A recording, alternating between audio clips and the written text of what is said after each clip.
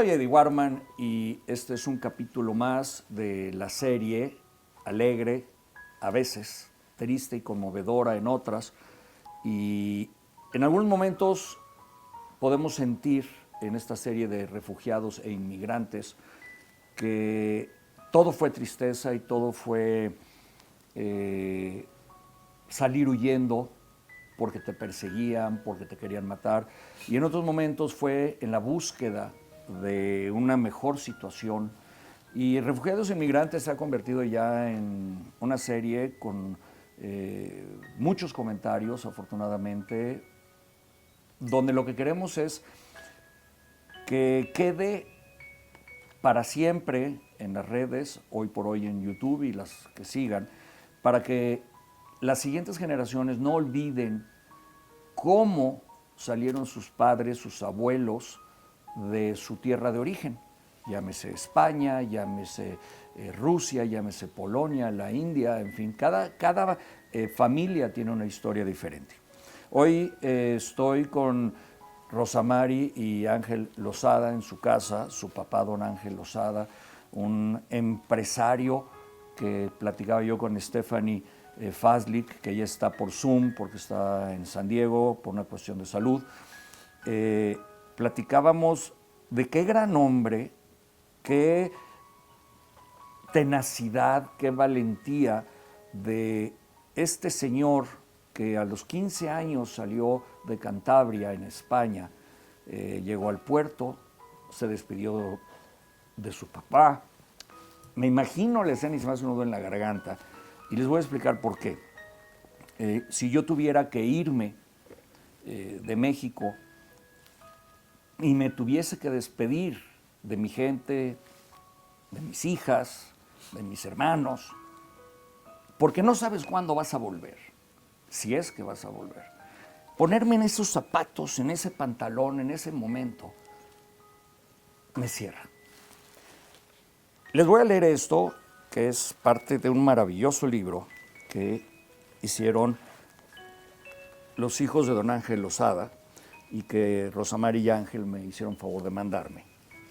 La verdad es difícil de escribir. Esto en 1923 dice, a la edad de 15 años, que deja el valle de Soba, un relieve abrupto y complejo donde las sierras calizas dominaban las alturas sin una cobertura vegetal, y entonces Ángel Lozada se dirigió a Santander para embarcarse hacia América. Se me pone la piel chinita, ahí empieza. Su madre le dio unas moneditas de oro y su padre le pagó el pasaje, lo acompañó y después de 2 días en el puerto se despidieron. Y dice don Ángel, Ángel de 15 años en aquel entonces, en 1923.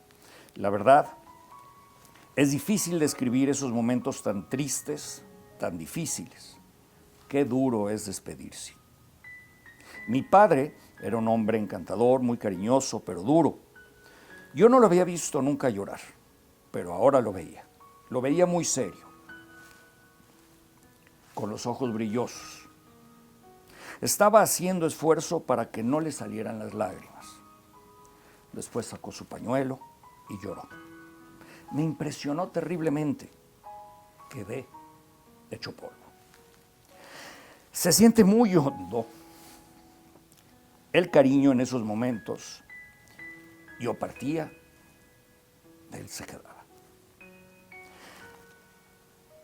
Es cuando mi tristeza, decía don Ángel, realmente me dio. Realmente caí en cuenta que iba a salir de España, que me iba a América y que era un viaje largo y quién sabe qué pasaría. Todo eso me agolpaba la mente. Yo creo que era esa tristeza, era por el cariño que le tenía a mis padres, a mi abuelo, a mis hermanos. No te das cuenta cuánto quieres y amas a tu familia hasta que te separas de ellos. Esos momentos fueron para mí, poco a poco en los días, casi un tormento que siguió. Y siguieron. Pero los vencí. No al otro día, pero poco a poco. Al hacer amistad y distraerme con los jóvenes que venían en el barco, se me fue pasando. Jóvenes que tenían 15 años igual que él. Y otros niños que jugaban en el barco y hacían cánticos o cantaban. aquellas canciones que recordaban España. Yo era un chiquillo, una persona mayor, lo sentía, pero se aguantaba más. Pude sobrellevarlo mejor. Uno tiene el corazón más fuerte, se va haciendo más fuerte y el alma menos sensible. No puedo describir con claridad aquellos momentos difíciles tan tristes para mí. Hoja 22 de este libro. Sí, sí es muy fuerte. Muy fuerte. Y O sea, nunca se le olvidó eso a mi padre, ¿eh? O sea, porque él se procuró mucho de ayudar a la gente. Como tú dices, hubo gente que no pudo regresar a España, pero sin embargo, él creó un fondo o un fideicomiso donde después él ayudó a otras gentes que tenían 20 años sin haber ido a su patria o más años, y les daba dinero y el pasaje. Y bueno, tenemos unas cartas maravillosas de esas personas que tuvieron esa oportunidad. Algunos se quedaron con sus familias y otros pues ya regresaron, ¿no? Porque tenían familia en México. ¿por qué el padre de ustedes sale a los 15 años y se va a un país que recién terminaba la revolución? México había vivido momentos dificilísimos, 1910, 1921, la revolución, un México bronco, un México que no sabía para dónde iba. Pero Europa acababa de pasar la Primera Guerra Mundial. Exacto. Había hambre, había desempleo, había crisis, pero un chico de 15 años no vivía esa crisis, vivía lo que vivían los papás. ¿Qué motivó a tu papá, Ángel, a decir, me voy y a ver qué pasa? Más que él decidir me voy, era un poco que la familia de él, o sea, el padre y la madre le dijeron, aquí no hay nada, porque España también estaba muy mal.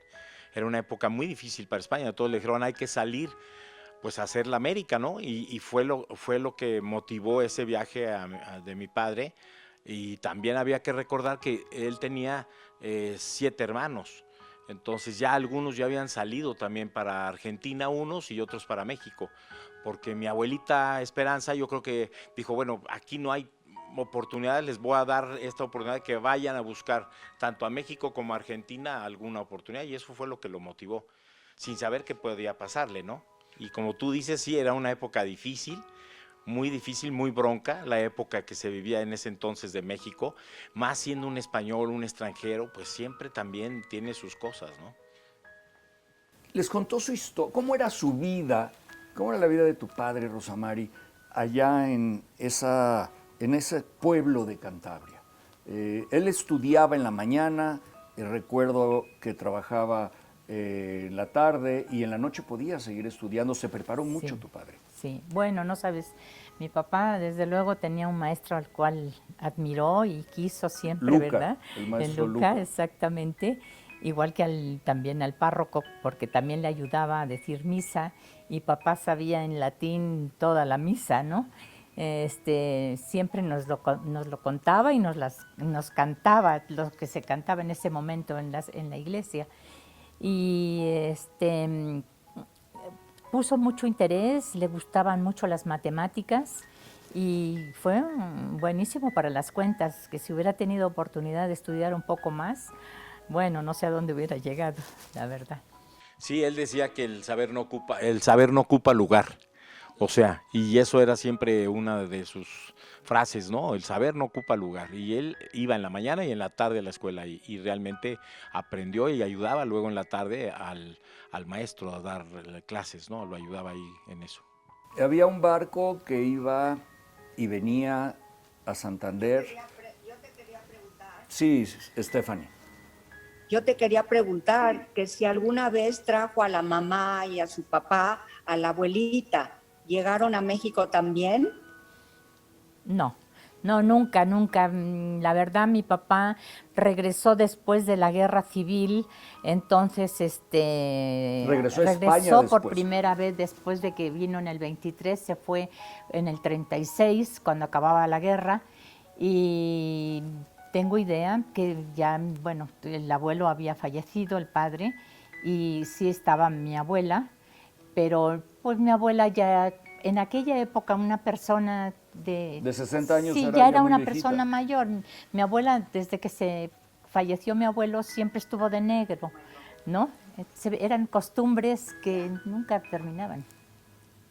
Y llega a México después de un largo trayecto de pararse en la esquina del barco, en la proa o en la popa, estar en los camerinos o en los sótanos abajo, medio ir a la comida, a ver si les regalaban una papa o les regalaban un pedazo de pan.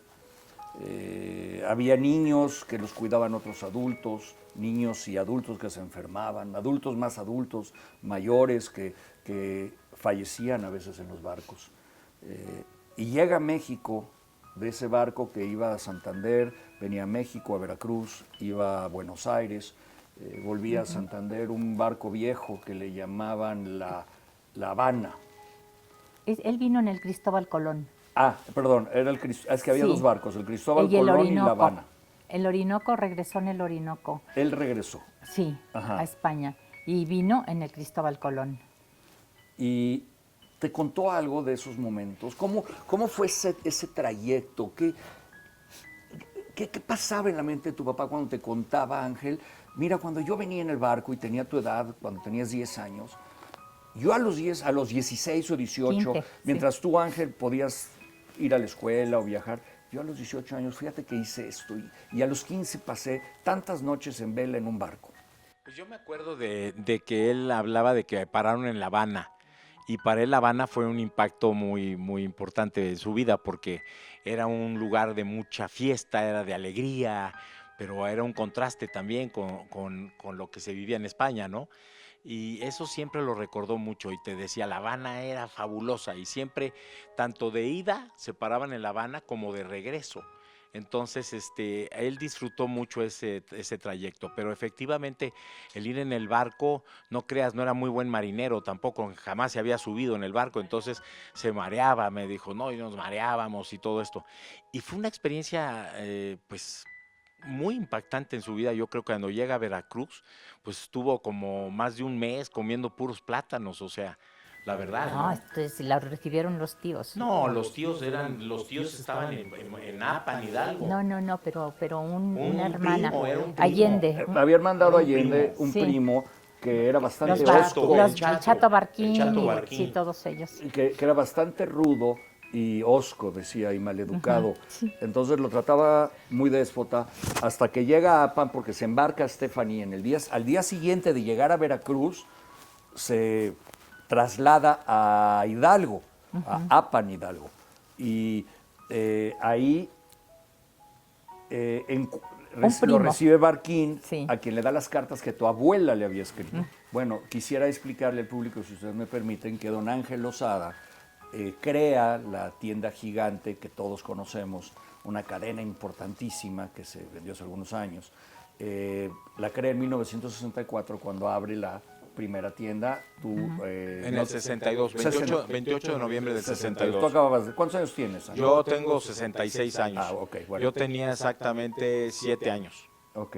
Y este gran empresario que había venido en un barco con unas moneditas de oro que el papá le dio, dejando el corazón y los cantos en España, en esas montañas que no tenían no tenía flora, según dice en el libro, crea una cadena a la que le dio a miles de personas trabajo, a miles. Sí. Y crea una cadena en la que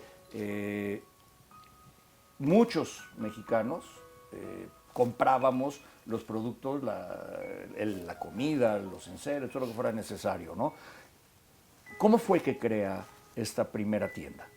Bueno, yo estaba, te digo, muy chico, 7 años quizás, Rosamari tiene algo más ahí, pero él se asoció con 7 socios más, ¿no? Entonces también ahí había muchos españoles, prácticamente todos eran españoles, los 7, y eso fue el momento, su ilusión de crear el supermercado gigante en el 62. y no les fue bien, el primer año no les fue muy bien, tuvieron muchos problemas y entonces el segundo año ya estaban algunos queriendo rajarse y decir, no, pues esto no va a funcionar. Había que poner dinero. Hay que poner dinero, hay que capitalizarlo porque no les había ido bien y fue en ese momento donde mi papá dijo, bueno, pues yo ejerzo el derecho al tanto y me quedo con las acciones de ustedes y les pagó y así fue como siguió Gigante adelante en esa época. Tenía 55 años cuando arrancó el negocio. Qué valentía. Sí, sí, sí. Qué valentía. Bueno, No, dicen que... y ya se había además, venido ¿sabes qué, retirado. Eddie? Era la época donde estaba el Instituto Patria, que todavía estaba enfrente, y toda esa cuadra era de españoles, porque ahí estaba el Hospital Español y también el Deportivo Español, o El sea, Mundet, toda el Club esa área Mundet. de Polanco era de españoles, ¿cierto? El Club Mundet estaba ahí, Sí. Y el Club es al que Mundet. te refieres. Así es. ¿Y qué de otras esa- tiendas estaban abiertas en esa época cuando él abre Gigante? Pues estaba Aurrera, que fue la primera que La inició. primera, la de la Sí, familia Arango, que fue españoles en también. Venustiano Carranza, me parece. Luego, Bolívar, en era Bolívar. Y luego estaba Comercial. Comercial Mexicana, que las dos tenían origen de telas y de camisería una. Y luego también estaba, perdón, Semerca, que lo había hecho don Jaime Garza de Monterrey, y Su Mesa.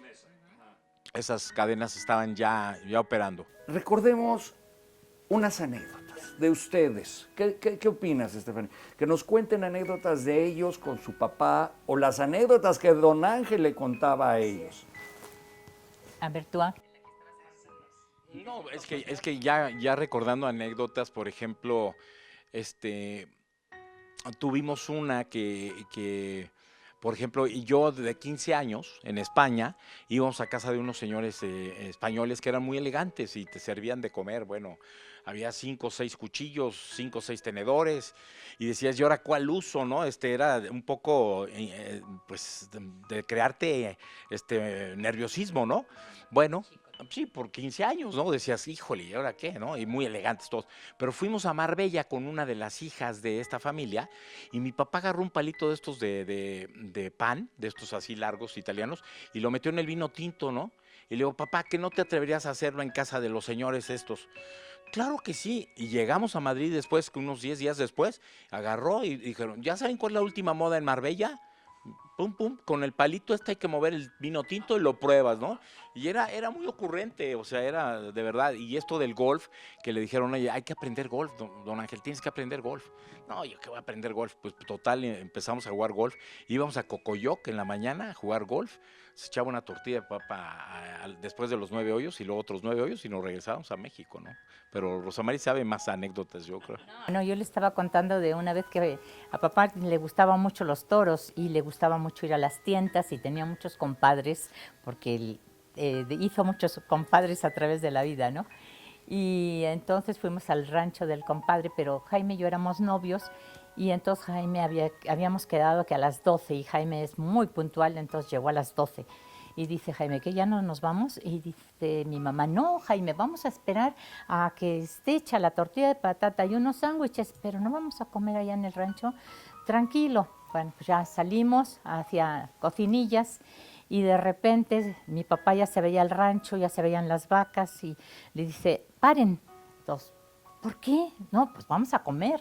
¿Qué crees? Si nos van a dar a las 7 de la noche, yo no aguanto hasta esas horas. Entonces comimos, llegamos al rancho perfecto, la ¿Y tienda. en la tienda qué hizo tu marido? Él salió a torear, ¿tú también no ibas? No, tú no ibas. Bueno, y salieron a torear muy divertido ahí, ¿no? La verdad. Y justamente, ya después mi marido me dijo, oye, tenía razón tu papá, qué barbaridad. Eran las 7 de la noche y apenas llegaban los frijolitos y la barbacoa. Sí. Y otra anécdota, por ejemplo, de él en el trabajo. Tú trabajaste con tu papá muchos años. Sí. ¿Alguna anécdota de esas de cuando llegaba a la tienda o se enojaba? ¿Cómo era de carácter? No, la verdad te voy a decir, él en la oficina recibía a todo mundo. Todo mundo. No, su oficina puerta abierta, ¿no? No le daba No le daba un no a nadie, siempre todos, cualquiera. Llegaba una monjita a pedirle algo, pues le daba su donativo para el orfanato o lo que fuera. Llegaba un amigo a pedirle un consejo y la verdad también a pedirle dinero, muchos amigos, ¿no? La verdad.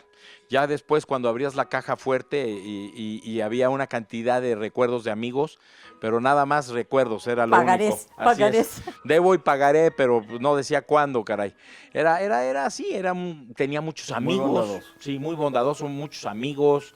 Y las fundaciones que creó, tengo entendido que hay por lo menos una fundación y otras instituciones que ayudan, que están constantemente apoyando a gente con diferentes necesidades. ¿Cuáles son esas fundaciones? Sí, mira, lo que pasaba y lo que te decía yo, que él ayudaba a todo el mundo y después lo que decidimos hacer era pues, realmente una fundación para organizarla mejor y entonces ya crear bajo estrictas normas qué íbamos a hacer, ¿no? Hacemos educación, hacemos desastres naturales y hacemos la salud, que son las tres básicas que trabaja la Fundación Gigante. Stephanie, ¿quisieras tú hacer la última pregunta, por favor? La última pregunta sería que qué estragos hay en la familia de haber sido hijos de inmigrantes. O sea, ¿qué experiencias, qué aprendizajes tienen ustedes? ¿Qué duelos tienen de haber salido, que sus papás, que sus ancestros salieron de la patria? ¿Y qué nostalgias tienen ustedes en su vida de haber hecho la nueva patria? Esa era mi pregunta. Pues mira, verdaderamente yo tengo una experiencia maravillosa de mis padres, de que siempre amaron a México, nos enseñaron a amarlo, amaban a su patria también, ¿no? Pero sobre todo nos enseñaron a respetar y amar a nuestro país, a México. España me dio la vida y México me enseñó a vivirla. Y así concluimos y les doy las gracias. Y si ustedes conocen a alguien, los amigos que nos están viendo a través de este reportaje, que quiera compartirnos una historia de refugiados o inmigrantes, no importa la raza, la religión, el país, el nivel socioeconómico, el color de piel, eso no importa. Lo que importa es compartir esas historias para que se queden para las próximas generaciones. Muchas gracias. Gracias.